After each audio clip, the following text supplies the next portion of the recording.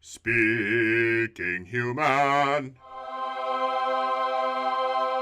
Today on Speaking Human, we come to play with suggestions on the hottest gifts for kids this holiday season and share our picks for the greatest toys of all time. Speaking Human.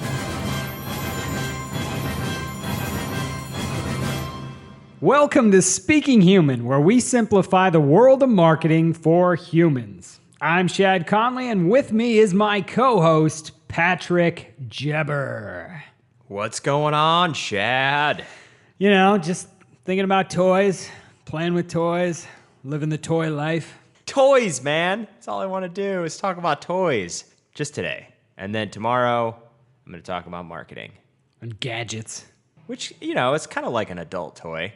It is. There's a lot of adult toys in the world. You know, we kind of graduate from these little playthings we have to these little computer screens that we pretend aren't toys, but secretly we know that's just the same thing. Different version.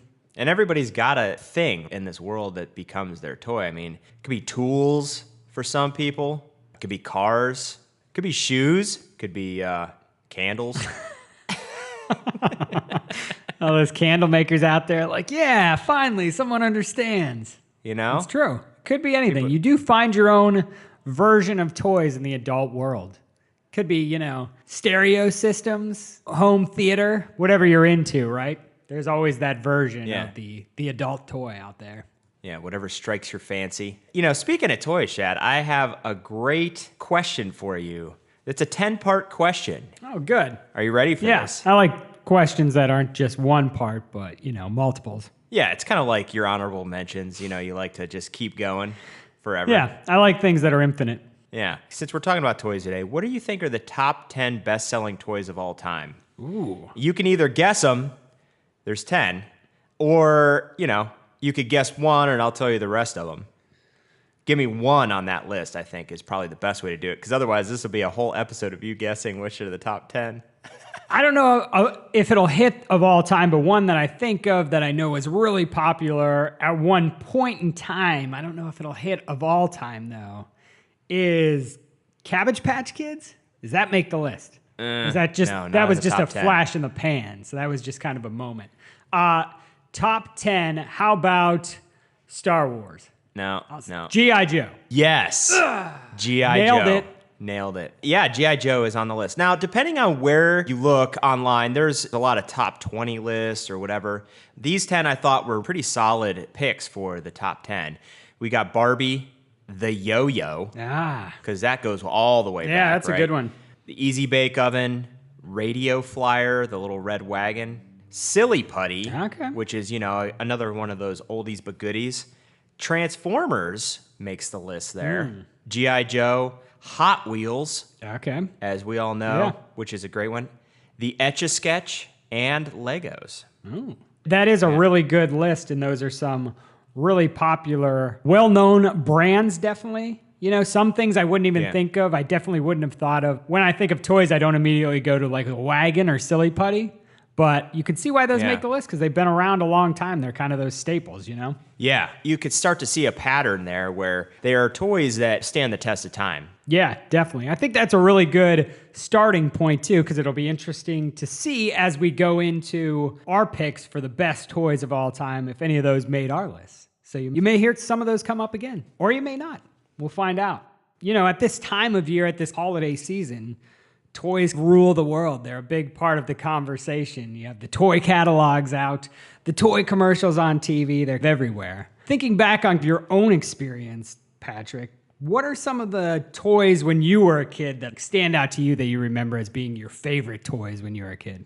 This was a really easy thing for me because there were these 3 toys. I was thinking when I was very small, I don't know how old I was, but I'd venture a guess, maybe like 5 or 6, Christmas time. I got this Dukes of Hazzard remote control car, and I was beyond excited about this thing, and it didn't work. As a little kid, 5 or 6, I was crushed because this thing didn't work. Then I was thinking about it. I drove this thing around with my hand on the floor like a Hot Wheels car for weeks, maybe months, because that's what we did in the early 80s. You didn't really take that thing back. You know what I mean? And I'm pretty sure that Santa got that for me. So I couldn't take it back anyway, even if I wanted Santa to. don't take returns. Yeah, unfortunately, he doesn't have a return policy. But yeah, so it was a remote control car essentially, but the Dukes of Hazzard brand. And then, do you remember laser tag? Oh, yeah. Yeah. So I got laser tag one year, not Photon. Do you remember Photon was like their direct competitor? Is that the generic version? Kind of like the GoBot to the Yes. Transformer? Yes, just like GoBots. But I might have mentioned this on a past episode. I only got one gun, and I couldn't play with anybody else because none of my other friends got this laser tag. So it was pretty anticlimactic for me, but I loved that toy. Like, I remember that toy so well because it was kind of ahead of its time, the whole idea of tagging people with laser tag. That was before all of the laser tag businesses cropped up. The laser tag, the toy, was whenever that point in the 80s, and then those laser tag places came around maybe 10 years later in the 90s, they started popping up everywhere. Yeah. Yeah. So it was kind of ahead of its time there. And then lastly was the original Nintendo. I mean, that was an incredible toy that I remember from Christmas. And talk about the gift that kept on giving. We played the crap out of that thing, you know? Yeah. So those are the ones I remember the most. Anything that stuck out to you from Christmas past?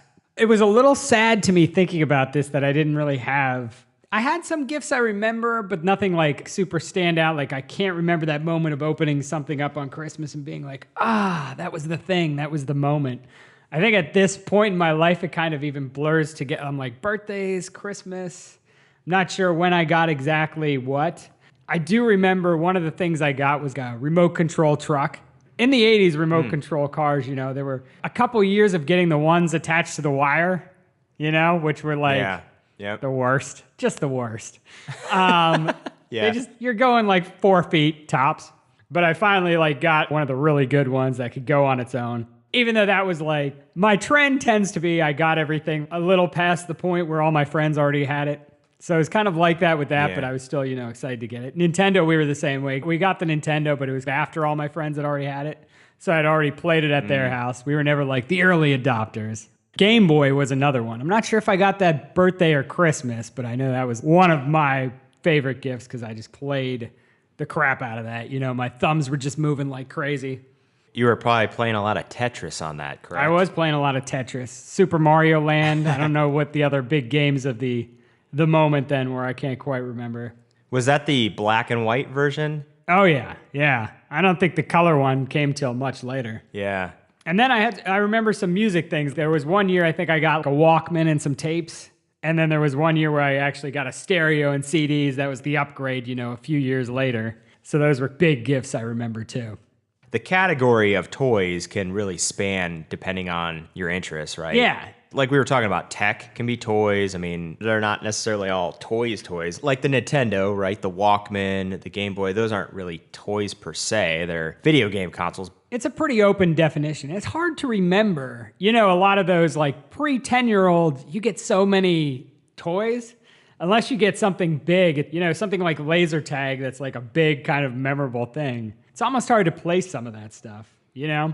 I think about a lot of that point of my childhood. It was all like action figures. I had a lot of Star Wars, then I had a lot of He-Man, then I had a lot of G.I. Joe. But I don't remember specifically getting individual figures, even though I'm sure I got a lot of that stuff for Christmas. That's true. I mean, it's got to be a big gift to kind of make an impression or your perception of a big gift. Because, you know, I mean, that Dukes of Hazzard remote control car really wasn't a big gift in the bigger scheme of things. But at my age, you know, the idea of having this car that could drive that wasn't attached to a wire, as a kid, you feel like this is the greatest thing that I've ever seen in my whole life. And sometimes those are the vivid memories that stick out to you, right? Like your remote control car. Yeah. And the fact I remember that one so well, and the fact that it didn't work, it's just one of those memories. But it's a fond memory. Like, I don't have negative thoughts about it. It's just, you go, oh yeah, that was the year that that didn't work at all. And I remember my parents were really upset because, you know, they thought I was crushed and whatever. And I mean, that's my perception looking back on a 5 or 6 year old, you know, kid. So Yeah. whether that's all totally accurate, I don't know. 2/3 of your Christmas gift story is undercut by a little bit of sadness. Yeah, a little bit. But you know what? Still awesome memories. So you got to have those experiences in life. They make you who you are today, Shad. They make you who you are today. It's true. And that's obviously, part of the memorable stuff. Yeah. So jumping, back from the long distant past to the present day, Patrick, let's talk about 2018 toys. Can we call this the toys of Christmas present? To kind of keep it with the theme of Charles Dickens. Yeah. The toys of Christmas We present. did the Christmas past, now we're doing the Christmas present. Yeah. Let's talk about, we've kind of looked around at some of these hot toys or some of the things that are on the market now. And we also have kids of different ages, so we have our finger on the pulse of what's going on a little bit, slightly maybe. Sure. Why not? Sure. So we each picked out a couple toys that we thought were kind of notable or interesting to talk about that are in the conversation this year. You want to talk about one of your toys you got on your list here, Patrick? Yeah, so it's funny. The two that I picked are probably not the most obvious choices of like the most successful toys that are going to be this year, but I picked them for one reason and one reason alone: nostalgia. Okay. So I saw on this one list that Teddy Ruxpin, the bear doll, whatever you want to call it, it's new and improved. I want to add it to the list just because history keeps repeating itself. They obviously made some digital age improvements to this thing, to the original, but it's pretty cute in a terrifyingly creepy talking doll sort of way. $74 on Amazon if you're looking for one.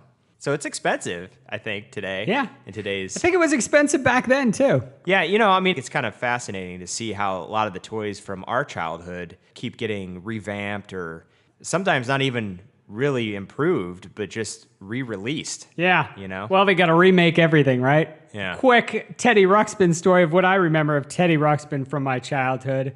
My grandma, who had a room that we weren't allowed to walk in with a couch covered in plastic, had a Teddy Ruxpin doll in there that we weren't allowed to touch. Really? Yeah. That's sad. Yeah, it was interesting. I don't know what was going on in that room, but something weird. That also goes back to your original statement of it was probably pretty expensive back then. Even if it was like $74 back then, it might have been with inflation. That's probably like $800 now or something. Yeah, it was a big deal. It wasn't a lot of animatronics back then. Yeah, she didn't want you silly kids playing with that, messing it up. You're going to ruin my Teddy Ruxpin. I need to hear his stories.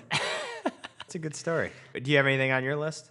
Yeah, the first one on my list, I kind of focused on a couple of the trending things that I know are popular and weird. And, I know my kids are kind of into. So one of the first ones is a Grumbly. Have you seen the Grumbly, Patrick? I did see that. Why don't you tell everyone what that is? The Grumbly's pretty interesting because, most of these, it's another interactive toy, kind of, like a Teddy Ruxpin.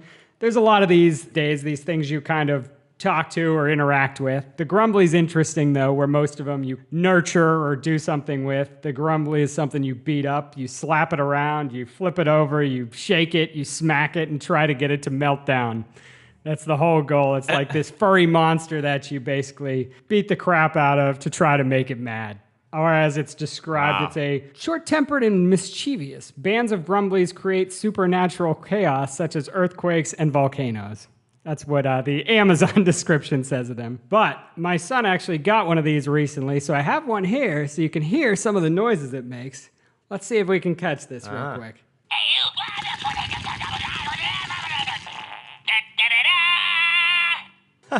So you can see what kind of fun that is. It's one of these weird, strange thing that makes you smile for a minute, and it's kind of the epitome of a trendy toy.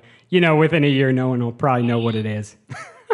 Yeah, kind of like, not that this doesn't keep making a resurgence, but like the Furby. Yeah, right? Yeah. It's kind of fun. I'll probably, at some point have it on a shelf because I think it's... There it is, making some noises. It's asleep now. Of course it is. Doesn't it find our podcast interesting? Doesn't it want to stay awake? Clearly, we're not enough to keep it awake. I'll have to shake it and punch it in the face in a second here. What's next up on your list, Patrick? The next on my list is Lego's Scooby-Doo Mystery Machine Building Kit. Yeah.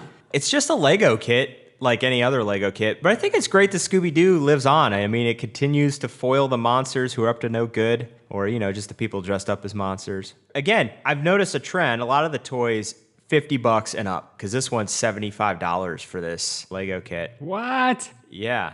Interesting. And there's a lot of good, there's a lot of cool Lego kits out there. I saw one that's a Lego kit for making stop motion animation movies with your phone that I thought was pretty interesting too. There's just a lot of different ideas. A lot of cool things you can do with the Legos. Yeah. So again, not probably the thing you're going to hear about a lot, Scooby-Doo Mystery Machine building kit from Lego, but I just thought it was notable for sure because it's something that brings retro cartoon or whatever and combines it with Legos, which is still very relevant and a big selling toy. Yeah, and you talk about something timeless. Scooby-Doo, man. Just beloved over time. I don't know.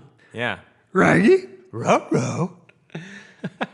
So what about you? What's the next one? My next one is another kind of hot toy this year. I don't know if it's cool or not, but the kids love it.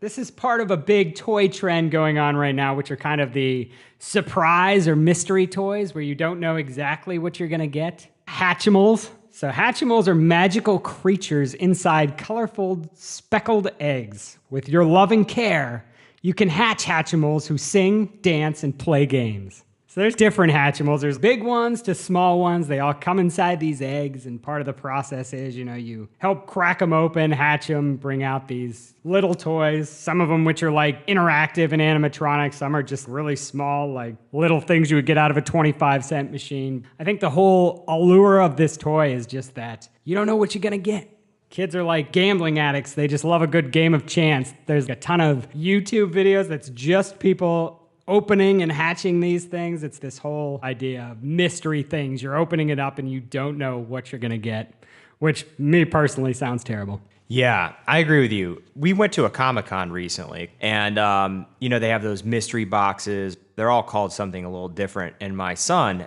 loves this idea of getting this box for $25, $50, whatever it is. You don't know what's in it.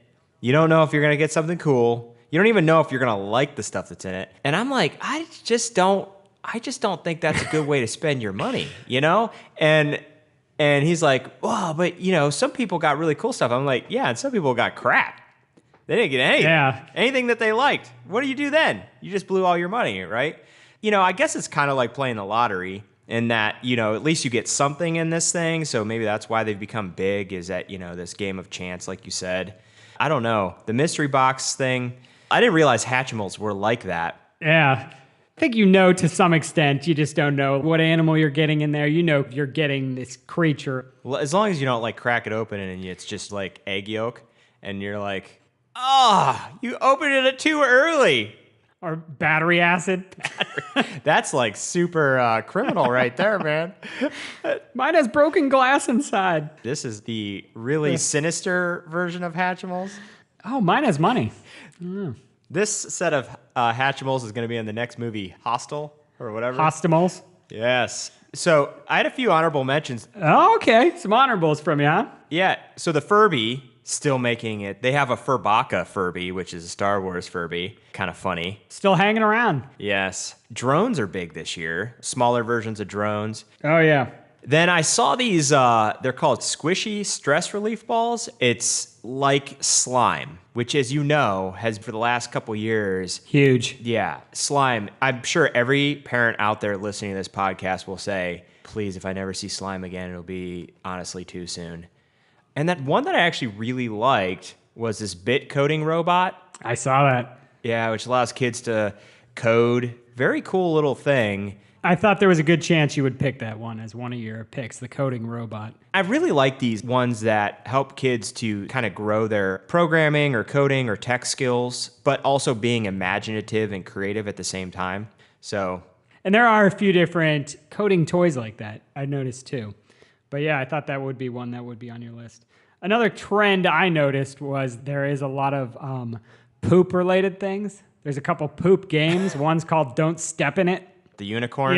Yep. There's also a product called Unicorn Poop, which is basically like another form of slime or putty. And then there was another game, I forget what it's called, Pass the Gas or something like that, where you keep pressing the thing and hope it doesn't basically shoot the gas on you. Yeah. Poop, really trending this year. Yeah, oddly enough, a lot of it has to do with unicorn poop because I guess that's the least offensive form of feces out there. I don't know. What do you think? It's the good poop. Either that or it was those Squatty Potty commercials that made it hot. It's definitely magical. I guess that's the thing. It's magical poop. Yeah, which is the best kind of poop. It's better than snowman poop. Well, some good stuff there. You just listen to this podcast. You can do all your holiday shopping right now on your computer. Pretty amazing. you could buy your children or yourself. Yeah. Go on the Amazon right now. Buy yourself some unicorn poop. Have a great holiday. Well, in a minute, we'll open up the toy box of history to pull out our picks for the best toys ever made. But first, let's get a quick word from our sponsor.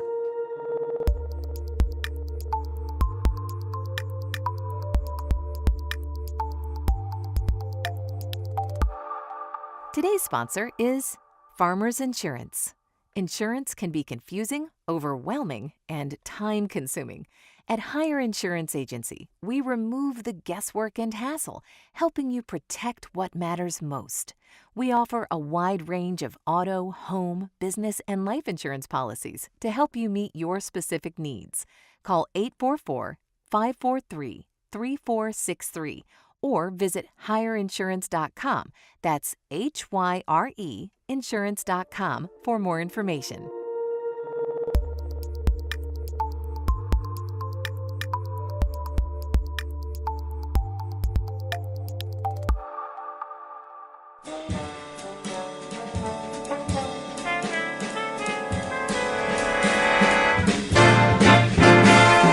Hey everybody, Game Show Bob here with today's Advertising Trivia Challenge.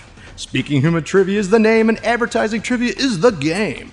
So if you consider yourself to be the sultan of slogans, here's your chance to test your knowledge. This week's question is, which product had the famous slogan, Snap, Crackle, Pop?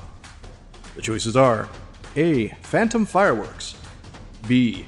Kellogg's Rice Krispies, C. American Chiropractic Association, D. Nerds. This is, of course, the candy sold by Nestle, not the superpower duo of Steve Urkel and Samuel Screech Powers. Think you know the answer? Visit speakinghuman.com/trivia to find out if you are truly a trivia master.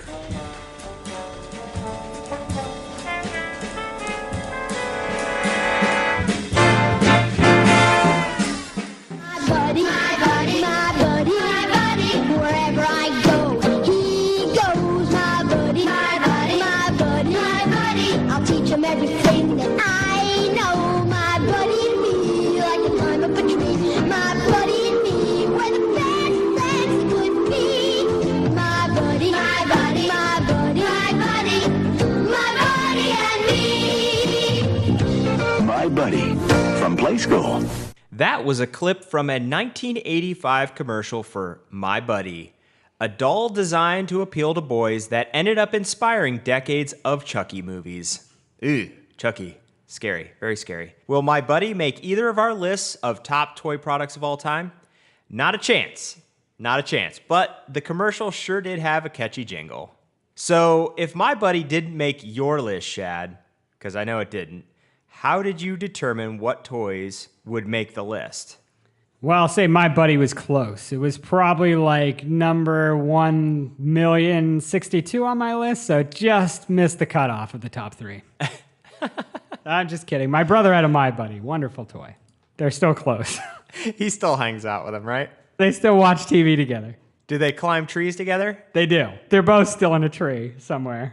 My buddy and me like to pee off a tree. That's what we used to sing in school. Kids, so clever. So clever with their song lyrics. So yeah, what I was looking for, with my list of the greatest toys of all time. Not necessarily what I thought my favorite toys of all time. I wasn't going my personal favorites. The main thing I was looking at was, as you said, things that span the test of time or have become staples. So things that have been around for generations. That it wasn't just like I played with that as a kid, but maybe my parents played with as a kid or my kids are still playing with. So something that's been around for at least 2 to 3 generations and is still going strong. I was looking for something that creatively is open where kids 100 years from now or 50 years prior to now could embrace this toy and find a new fun way to play with it. It'll still make sense to them. That's a great criteria, and it parallels exactly what I had, which was, it had to be something that was stood the test of time. As you'll see, my picks are actually very broad, and I chose toys that children and adults continue to embrace for a variety of reasons. But like you had mentioned, something that was popular over multiple generations for the most part. So I think we're going to have some interesting, maybe overlap, mainly because mine are very broad. I went more product category almost versus like actual toys, although I mentioned toys within the categories. Okay. So yeah, I'll be very surprised if we make it through this without at least having one overlap. I think there's one, that's on the top of my list that I'd be surprised if it wasn't on your list. But you never know. We'll see what happens here. Well, as you know, great minds think alike, so birds of a feather flock together. Any other ones that we can use? I start showing my age when I just make all these. Let me just refer back to my saying dictionary here. Yeah. So why don't you tell me what your first pick is? That way we can see if there's overlap. All right. My first pick has already come up once. It was on the list of the top 10 you mentioned in the beginning, and that is Transformers. Now, Transformers has been around since 1984, so it's actually the youngest toy I picked on my list here. But I think it's just stood the test of time pretty well. And that's forgetting about the premise of, robots or the show or anything like that. I think just the general idea behind it of one thing turning into another thing. There's magic to that idea. And there's possibilities with it, both as a kid playing with it and as a company who's trying to make different iterations of this toy over time. A bonus with that is the noise that either the toy can make or us old school people made ourselves to transform the toy. You might remember that noise as something like that. Wow. That was a great Transformer noise, man. Yeah, Michael Bay is going to be calling me to license that pretty soon, I think. He's going to want you to do that, and then also if you could figure out a good way for a new lens flare. Figure out a way to make one of the movies good. He'll be like, that's awesome, thanks. But, the movies, the cartoons, obviously part of the continuing popularity of that toy. But I think even as a standalone thing, just that idea, a car that becomes a robot or a robot that turns into a dinosaur or a tape deck or, just anything like that is a really cool idea for a toy that's going to live on for a while. And as my son thinks they're just as cool as I did back in 1984. Yeah, I mean, Transformers, man, I can't argue with that choice. So it does overlap with my product category pick of action figures. So to me, action figures were some of the greatest toys of all time. The action figure itself, I looked back, G.I. Joe, Star Wars, Star Trek, Marvel and DC characters, Masters of the Universe, He-Man, Thundercats, Transformers, Teenage Mutant Ninja Turtles, wrestlers like Hulk Hogan, Buck Rogers. Remember Battle Beasts? Oh, yeah. Forgot about Battle Beasts. Yeah, and then there were those little muscle guys, M-U-S-C-L-E. Yeah. They were like, those are all sort of male-dominated, but, like Barbie is an action figure, essentially. You know what I mean? And I know that I chose a lot there, so it's hard to argue with it, but Transformers is just one of those, right? Of this big toy category that continues to dominate. I guarantee you every year, if you look, there's some sort of action figure on that list of best-selling toys of that year. You know what I mean? Yeah, absolutely. And that's a good one. The specifics will change. When I was a little kid, Star Wars figures were the thing. Now my son, who's 5 years old, he loves Avengers. It's just like plug in the brand, or plug in the specific characters, but the general idea and what you're doing with them and what they do is kind of the same. So I think that fits and that works, and I like the perspective you took on that. Yeah. So what else you got on your list? See if there's more overlap. I'm sure there is. Well, there's immediate overlap here because another thing you mentioned is the next one I had on my list, which is Barbie. Somewhat controversial one because the unrealistic body images for women it's created. But I think as far as like a toy and a brand that's recognized and known, I think for most young girls, they're not going to go through childhood without somebody giving you a Barbie as a gift at some point. It's that prevalent, in the world and well known. It goes back to 1959, made by Mattel. Here's what Wikipedia said. The invention of it came when Ruth Handler watched her daughter, Barbara, play with paper dolls and noticed that she often enjoyed giving them adult roles. And so at the time, most of the toys, especially for girls, were babies. They were children's toys, were representations of infants or little kids. So here you had a child, playing in this adult sandbox. So that's what Barbie provided. And I think that's why this idea has lived so long and why it will live on, despite some of these social issues that are there and some of these things that the Barbie brand is even grappling with or trying to move on from. But that idea of giving kids avatars to kick around in the adult world a little bit and play around and live in that world and see what it's like, I think that's given Barbie that staying power. Yeah. I was thinking back to one of the all-time lists of best-selling toy products, and Barbie's obviously on the list. They even mentioned that one of the biggest changes for Barbie was in 2016 when they added 3 new body types to the collection, the tall, petite, and curvy. And then they also provided variations on skin tones. I think it's one of those toys, going back to the point of giving girls an unrealistic body type image that they have to strive for. I think that the toys, just like anything else, can evolve over time and take into account and learn and grow, just like as society we do, right? So even though that it's been one of those things that's controversial over the years, I think moving forward, it's just like anything else. They have the ability to evolve and grow and become better stewards of the children that they're influencing. You know what I mean? And I think they are trying to do that, with some of the things they're doing, maybe a little late, but there is the effort being made. Some of the things we're seeing from the brand that they're trying to do, some of the initiatives they have going, they're trying to make that positive influence. Different things they're trying to do. You can tell the effort is being made. You could make the argument that the effort should have been made earlier. They should be ahead on these things instead of trying to catch up. But I think the effort is being made there to take this brand, propel it forward and catch up with where society is or where society is going. Yeah, it seems like a genuine effort. I'd agree too. And it's, putting all that stuff aside, it would be hard-pressed to find somebody who hasn't heard of Barbie. That is true. Everybody's heard of Barbie. So the next on my list, which we've talked about a couple times in different ways on the podcast so far, is it sort of overlaps a little bit with my second choice, building blocks. So I chose building blocks as a category since, this is something that continues to capture the imagination of children. Obviously, this is a toy that's big during the foundational/development years for children, but it could keep going into adulthood, almost like all toys. There's a lot of people who love building blocks, aka Legos as adults.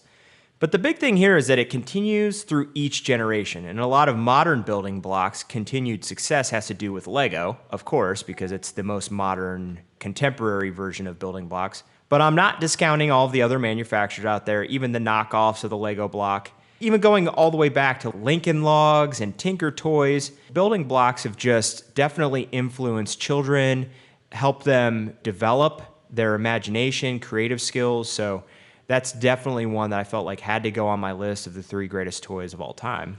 Yeah, and even thinking back, geez, I don't even know how far they would actually go, but even just those wooden shape blocks, the ones with letters on them, how long have those been around? They've probably been around forever, and they're still something you see regularly, every little kid getting. And that's the thing. I'm sure people have been building these since, Neanderthal days. Cavemen were like, take block, put together. Yeah, since the invention of wood. Stones. Stone blocks, you think? Maybe, you never know. Yeah. So in that category, slides perfectly into my number one, which was a clear number one for me, which is Lego. Yep. And the Lego group has been around since 1932, which is longer than I thought. Lego is just a staple of childhood for girls and boys, no matter where you live. This is a timeless toy that just totally unlocks creativity. Even holding the bricks in my hand now, you just immediately want to start putting them together in some way. It's almost like an innate thing inside of us. I recently went to an exhibit at the Carnegie Science Center in Pittsburgh that was an artist who works entirely in Lego, just making all these elaborate sculptures out of Legos and stuff like that. Lego is it's just such a part of our world. I just can't imagine an American child going through their childhood and not having some form of coming into contact with a Lego, not putting these 2 bricks together at some point in their lives. And, the brand has expanded with media content and licensing deals and Legoland in recent years. And there's just no reason to think kids won't be playing with Legos, 100 years from now or even 200 years from now as much or more than they are right now. And I know we've talked about Lego in past episodes of Speaking Human. It's a great brand. They continue to evolve and innovate, just a brand that will continue to thrive, I think, because of it. No doubt. So what do you have as your final pick or your final category of toys you chose? I'm interested to hear because you covered, I'm like, I don't even know what the last one would be. Well, the last one is video games. Right? This obviously goes way back to 1972-ish, the Atari, the home console coming out and becoming very big. Fast forward and you've got the Nintendo and all of the big gaming systems. Every Christmas, some video game console is definitely one of the top of the year, whether it's the Nintendo Switch, which has been a big one, I guess, this year, or PlayStation, Xbox. And I'm not just saying video game consoles, video games themselves as well, going back to Pong. It's definitely something that, one, stands the test of time because every decade has its own video game console that is very big and is a big seller. But it's something that moves beyond that with the games themselves. So if it's not a video game console that's become a huge hit, it's also video games. And whether you're a child or an adult, you can partake in the video gaming world, and it could be your toy. That's a great one. You're right. Once you say kind of an obvious one, the one thing is, some might argue, are video games a toy? Is that a separate category? I see the overlap there, but I think someone could make the argument, video games are their own thing. They're not toys. They're for everybody. Adults can play video games. Toys are for kids. I don't know if I agree with that, but the argument could be made.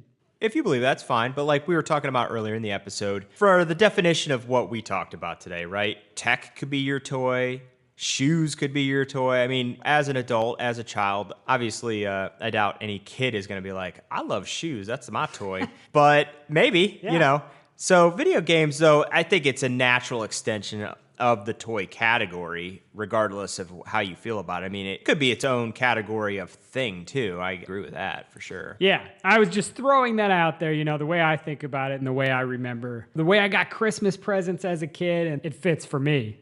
But, I just thought I'd make that distinction or throw that out there a little bit. Yeah, it's a good argument that could or could not be made, depending on if you're right or wrong. Of course.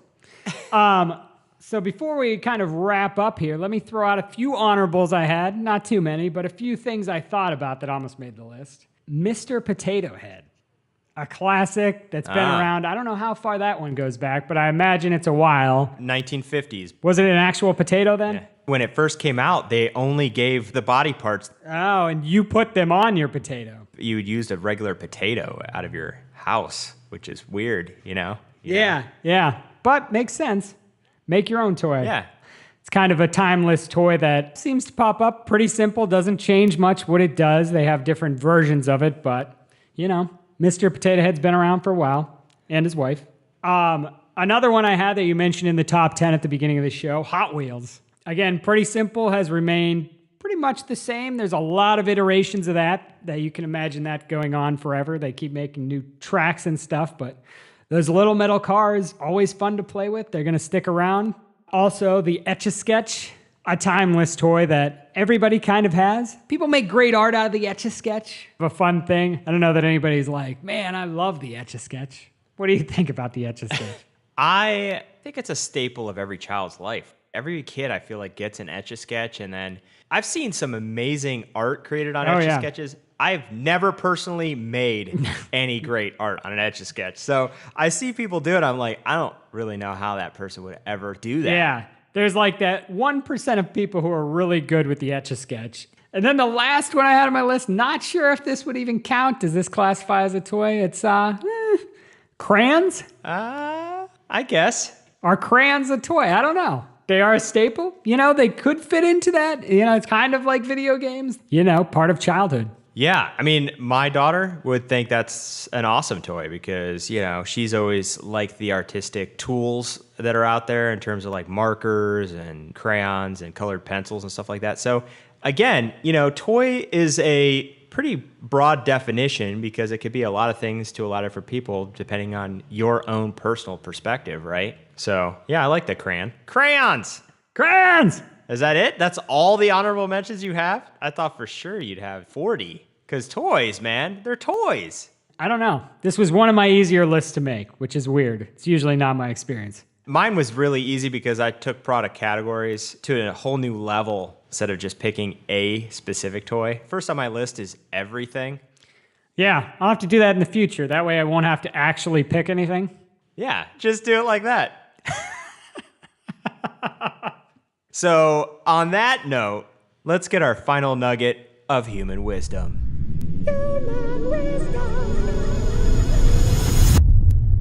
Today's human wisdom comes from a 1977 Kenner commercial.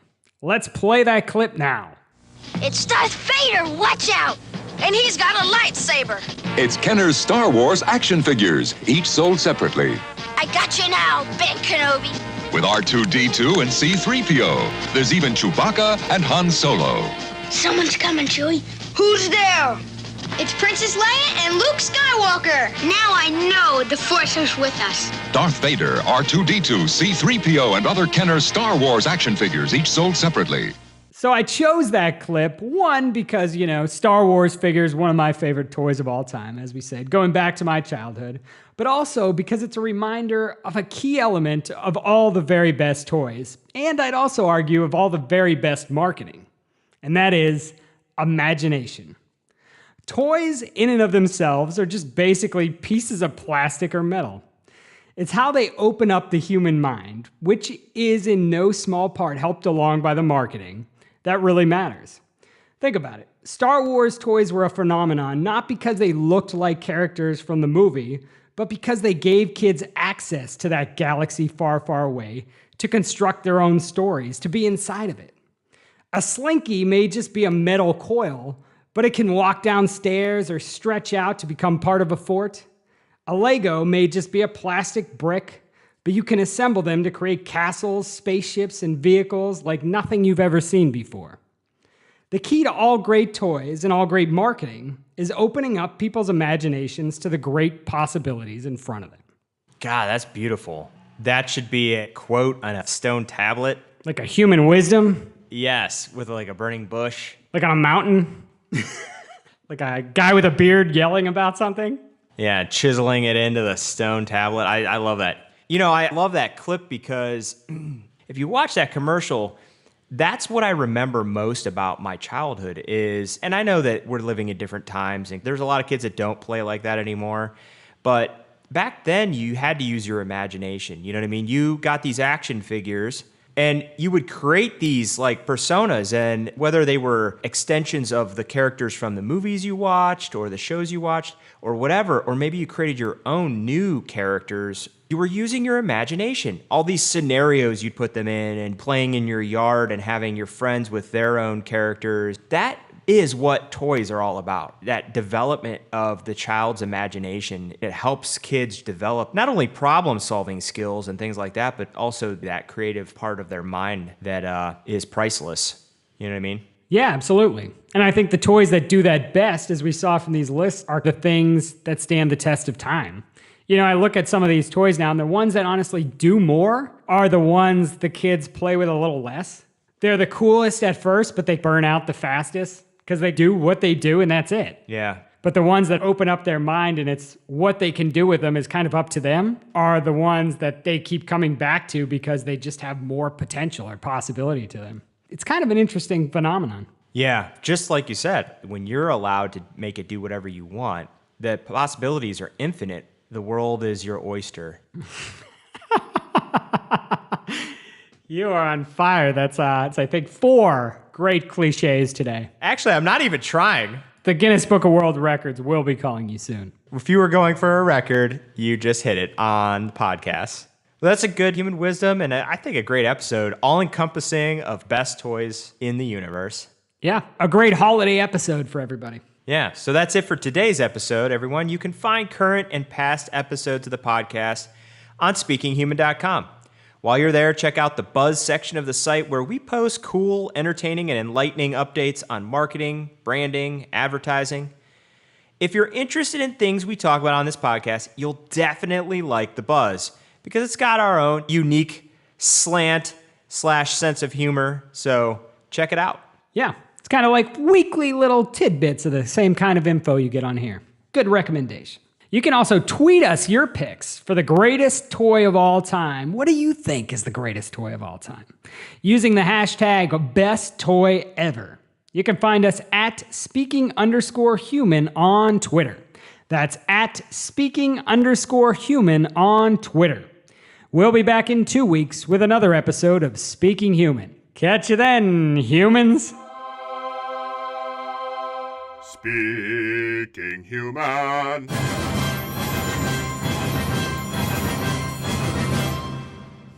Show and tell time. Another teddy bear? My teddy's name is Teddy Ruxpin. He talks, he tells stories, Four batteries not included. Hi, my name is Teddy Ruxpin. Can you and I be friends? Yeah. I really enjoy talking to people. I would like you. Teddy Ruxpin, the storytelling bear, comes with illustrated book and cassette from Worlds of Wonder.